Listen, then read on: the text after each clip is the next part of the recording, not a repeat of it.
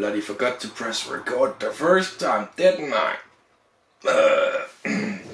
But that gave me an opportunity to see that those shelves there are actually in the shot. So that's nice to know that you can see all the way over here. I can't talk about ticket rides.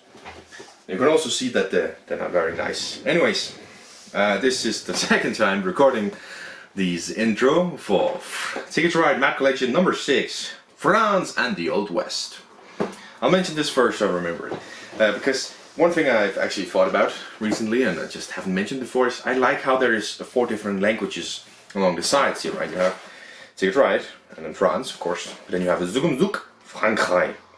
And even the expansion over here, Erweiterung. That's expansion in German.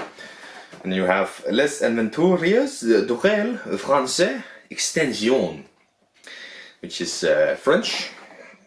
I don't know how to say 6 in French, so it's a 6th in German and it's 6 in English, and I believe it's in Spanish, which is the last one. I believe it's also sort of 6. 6. 1, 2, 4, 1, 2, 3, 4, 5, 6. Yeah, I think it's 6. Oh yeah, and I can count to 6 in Spanish, mate. Once could count to 10. I can't remember 7, 8, 9, 10 actually. But it's 1, 2, 3, 4, 5, 6. Or is it quinto? And not cinco. Ooh. This is not a language one. Anyways, it's in Spanish, the last one. Aventureros el Tran Francia Expansión. I just noticed that it's very nice. Anyways, let's get this to the table where I will talk about what makes France and what makes the Old West special. Not going into detail about how to play Ticket to Ride, because you should already know that. Only what makes these special. Let's go over the setup real quick. So obviously it's regular. The map's down. You grab train tokens from another set. I've got the German pack over here. But that doesn't quite matter. 5 of these out. 5 tickets, and you keep at least 3 of them. That's very basic. But a lot of the map collections actually only give you 4 and have to keep 2 from the start, so that's interesting. One major change is you get 1, 2, 3, 4, 5, 6, 7, 8, 9, 8, not 9, 8 starting train cards. In most others you get 2 or 4, and this one you get 8, so it's quite a lot. And of course you need a pool of these tokens right here, which are colored train paths. You will recognize these from any other Ticket to Ride game as being on the board, but not here for the most part at least.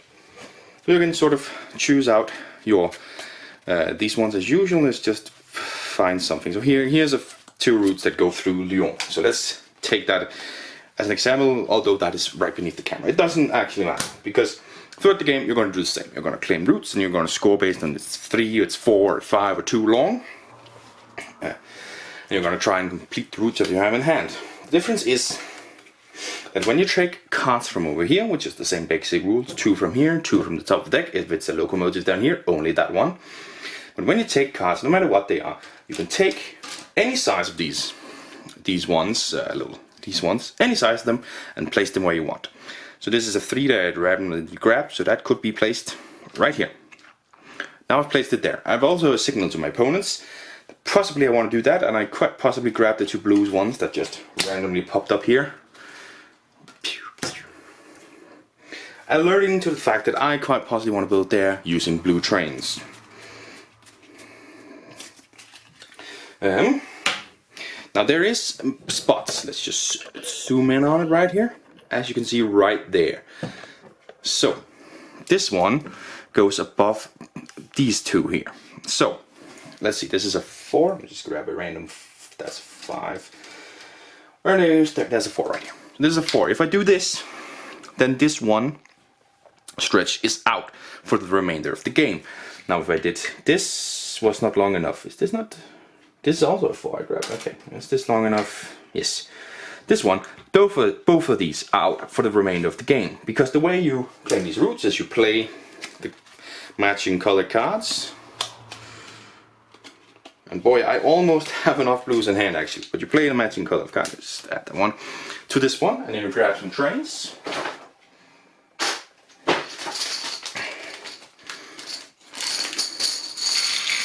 Then you remove this one back to the pool. It's now available for everyone. You put down your trains.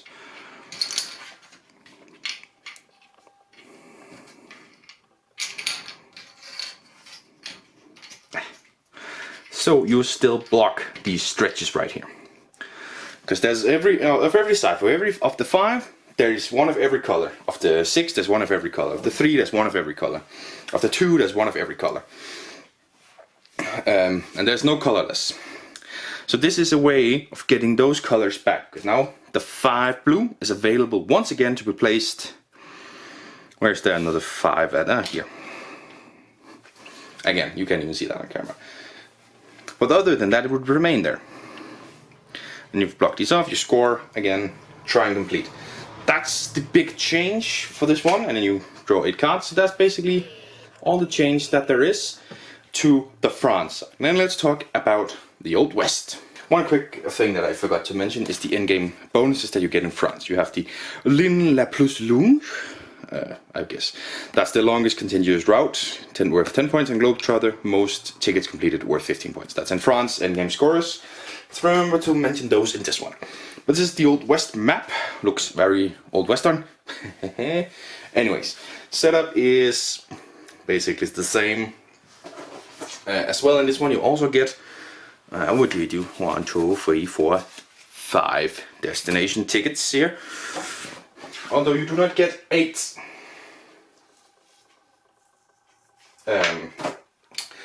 of these ones, you get 2 to start. The more basic variant of 2.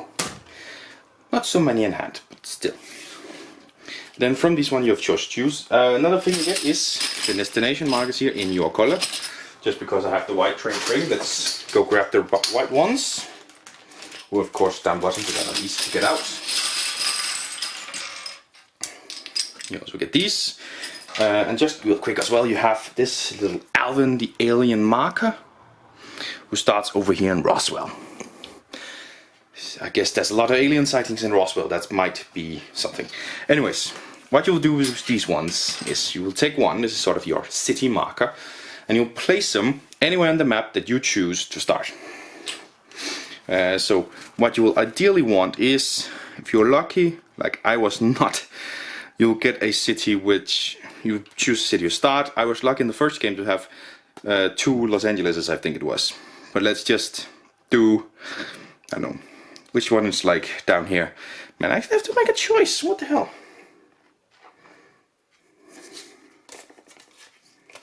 Have I just drawn absolutely nothing down here? Let's do Durango. That's white player's starting city. There you go. Annoying.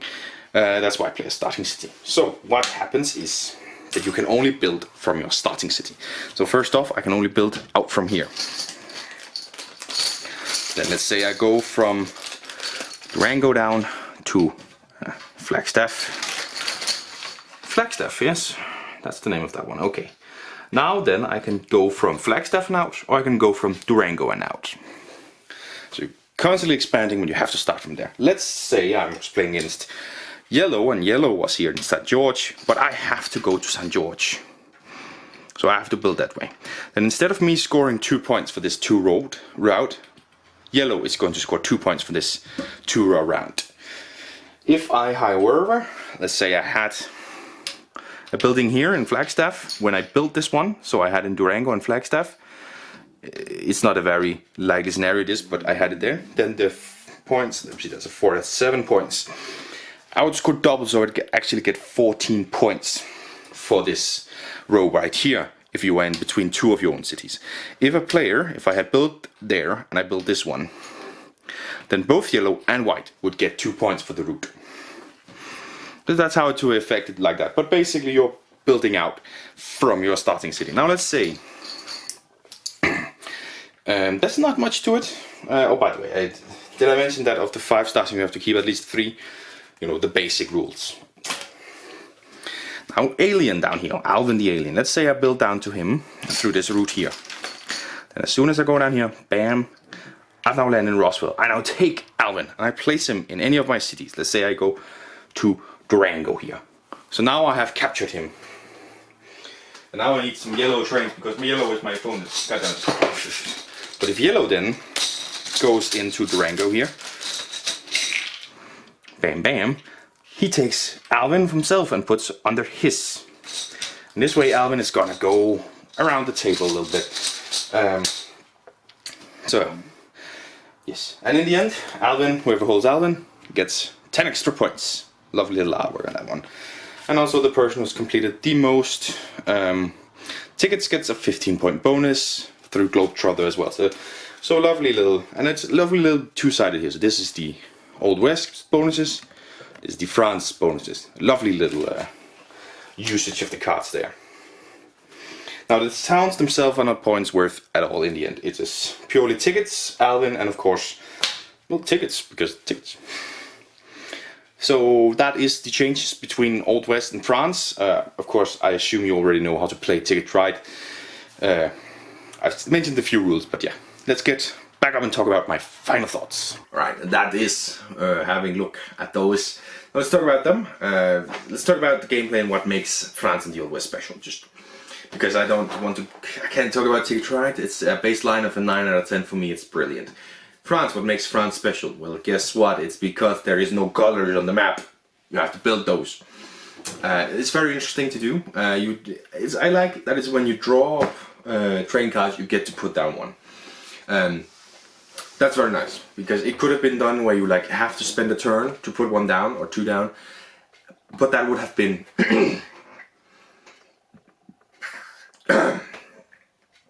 I think that would have been terrible to do, because I think that would have made it much easier for your opponents to exploit your moves, but this way it doesn't make it easy for your opponents, luckily. And then you put them down and you can block off entire routes, because as soon as if I decide there's some going like this and then there's one going like this, if I decide this is the one I want, these two, they're blocked for the rest of the game. Those are out of the game. That's very neat. But at the same time, if someone does this, this one is out. I now have to move around it or something. It's a very neat way of doing that, where you can sort of get in each other's way. And of course you can build the routes, and then you take the ones back, so you just have the trains down.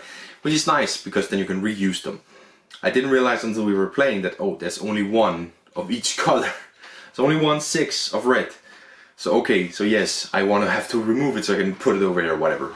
So, but that's such an awesome touch. That's why I'm not a board game designer. That's why Alan Moon is one of the best in the game.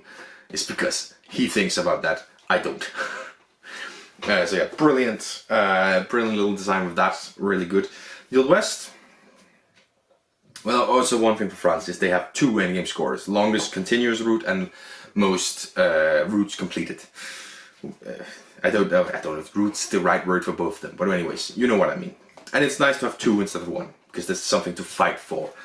The Old West, what does the Old West do differently? Well, you start with a city and you have to build from that city.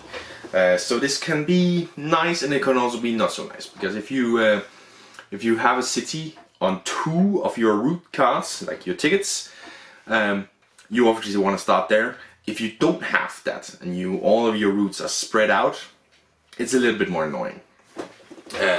But of course not detrimental. And that's just, I really like that. That's something I usually do, and anyways, just to keep my stuff together, so I know they are moving in unison, and you don't know where I'm moving at. When I go into here, you don't know if I'm going there, there, or there. But now you do. But if I build over here, you know, okay, I need to connect these places. That's just my tactic. It's nice to have an indulgement in like that. I really like that going around. And of course what it also does is that if you build into some place with a settlement, you give your opponent some points for that. So that's an interesting way of where do I put down my settlements. I try to do, because if you do build between 2 of your own settlements, you score double points. So I tried to do once between, I think it was LA and San Francisco, because then it's like a 6 route, and that's a lot of points. That's like 20 points or something from that alone. 4 is 7, 5 is 10. So 6 is like 12 or something, 13. So it's like 26 points. So I thought that was very nice. I could do that. That's my advantage. Not a viable tactic. I can tell you right now, I've lost. It's not a very viable tactic. Don't do that.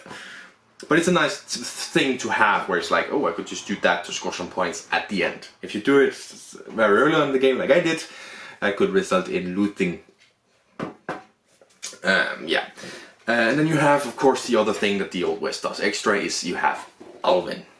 And I hope you might know him from the Alvin and Dexter expansion. That is not compatible with this game.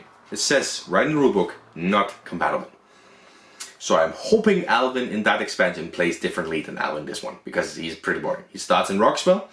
If you get him, you can put him into one of your cities, but he can be taken away from you, and it's just 10 points. It's just this.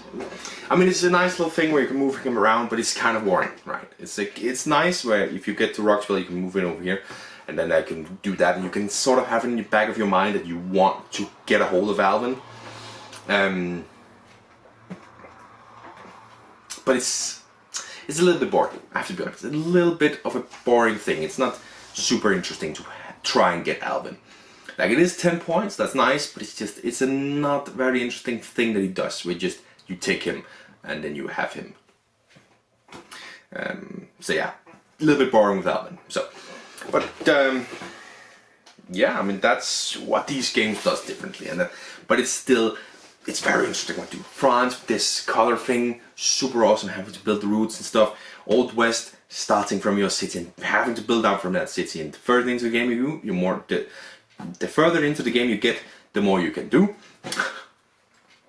And the more unpredictable you get. But it's very, very interesting. Super awesome way of doing it. And if you place your cities right alongside each other to be aggressive, it's like, bring it on. That could be fun. So yeah. So that's how the gameplay stands out from the rest.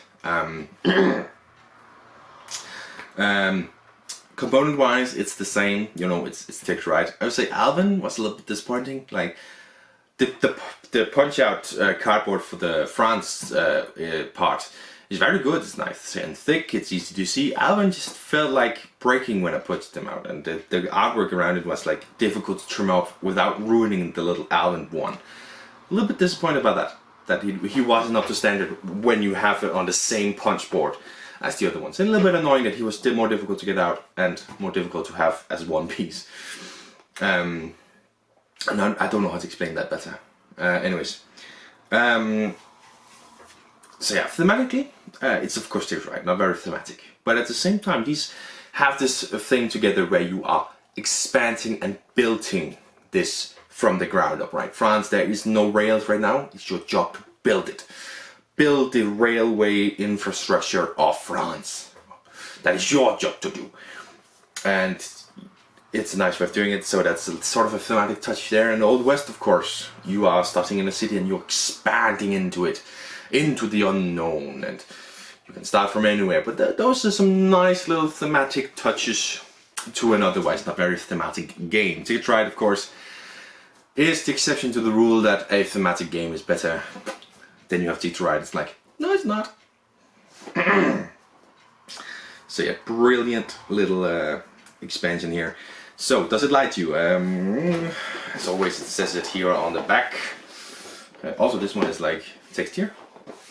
So I'm doing it 2 to 6 players, 8 and up, 30 to 60 minutes.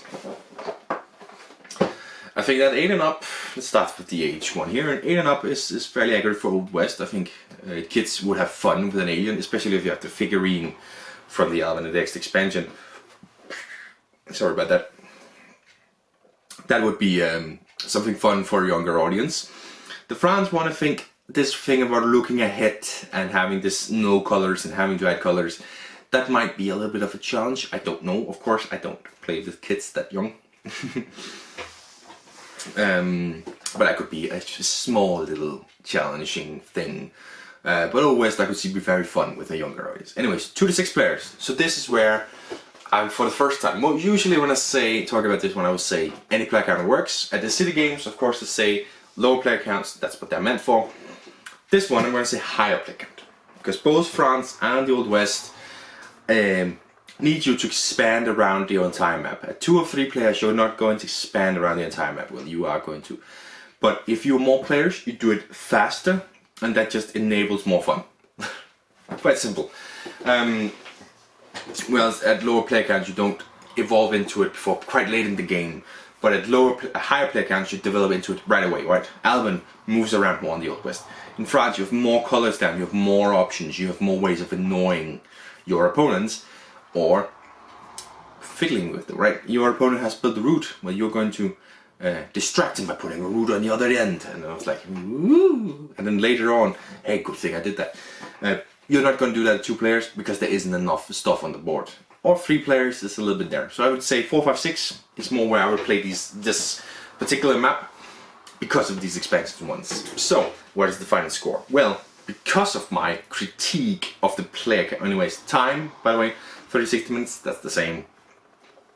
If you know the game, it's gonna take an hour, about an hour, right? Like, it's Ticket to Ride, it's fairly accurate with that time, and I love it for it. But the final score is going to remain a 9 out of 10. And you probably think that's very high when you say remain. Well, because France and the Old West, the maps themselves, what they do, it's so fun. This could be a 10 out of 10. But that player count one, that's a critique, and it's a harsh critique to remove 40% of the player counts from my recommendation. So it's gonna remain a 9 out of 10. But it's still brilliant. I mean, the maps themselves are going to drag this one high. Player count is not going to meet that much. And I could easily play this 4 players. Yes. So it's not going to meet that much, still a 9 out of 10. I'm still keeping it. I know now you can see it because it's going to be 1, 2, 3, 4, 5, 6, 7. It's going to look amazing on my shelf. I'm telling you right now. So 9 out of 10 for Ticket to Ride France and the Old West. It's still my second favorite. I would say United Kingdom and Pennsylvania. It's like a 10 out of 10 for me. This one comes in right in the second place. So, and then maybe Netherlands. That's not something I should worry about right now because that ranking is coming at some point and it's getting closer and closer and closer because now I have more Ticket Rides. And yeah, so next video will not be a Ticket Ride because now I've done 2 in a row. Or I might have done the 5 games I've played in between. I'm recording quite a few videos on the same time here. So it's over the 4 videos, this one will be the end. It's like 2 5 games I've played and 2 Ticket to Ride reviews. I'm gonna do some different reviews, start reviewing some certain games from Research and Company and stuff. But that is all for the future. And until then, I will see you. Bye!